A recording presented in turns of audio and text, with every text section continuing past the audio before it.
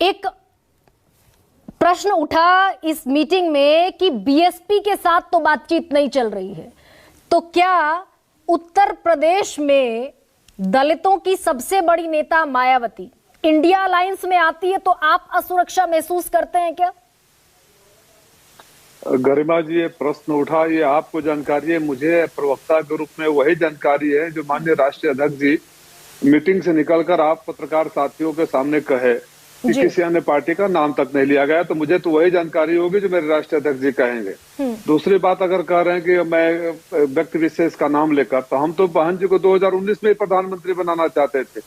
अगर हमें उस शिकवा शिकायत होती तो हम 2019 में अपनी सारी सीटों को कॉम्प्रोमाइज करके सारी जीतने वाली सीटें उनको देकर हम तो नहीं, हमने तो इतना बड़ा दल दिखाया था, तो उससे बड़ा प्रमाण क्या चाहिए? कोई बात कह रहा है, हम तो करके दिखाए हैं। और आज सिर्फ अगर दलित वोट बैंक की बात हो रही है तो कहीं ना कहीं उस मुद्दे को बोथरा बनाने का प्रयास किया हो रहा है, जिसको लेकर हम चल रहे हैं। हम तो पूरे पीडीए की बात करते हैं, खाली उसमें से क्यों?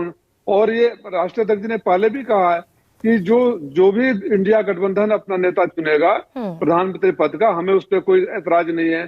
हमारा यह है कि पीडीए ही एनडीए को हराएगा। तो पीडीए को हम साथ लेकर चल रहे हैं, पीडीए में सारे लोग हैं।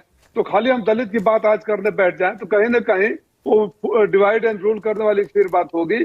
और जो लोग आज अभी प्रवचन कर रहे थे इतिहास भूगोल की बात निकलेगी तो बहुत दूर तक जाएगी।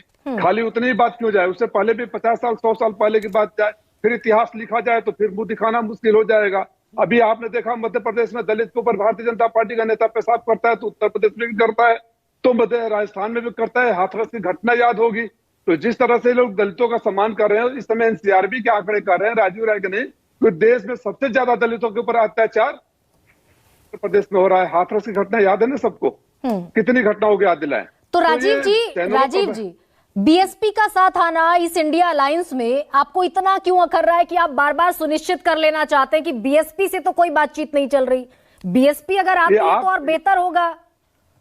गर्मा जी, आप कह रही है ना, मैं तो वही बात कहूंगा जो हमारे राष्ट्रीय अध्यक्ष जी ने कहा है। इंडिया गठबंधन की बात हुई तो एक पार्टी से तो बात नहीं करेगी। इंडिया गठबंधन में सारे शामिल लोग जिसको लेना चाहे जिसको नहीं लेना चाहे वो करें।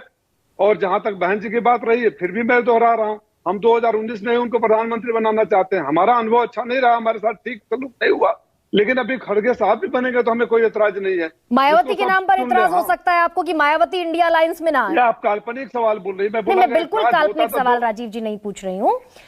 और अगर काल्पनिक भी है तो राजनीति तो कल्पनाओं का खेल है ना। मैं फिर से कहती हूँ, संकेतों का खेल।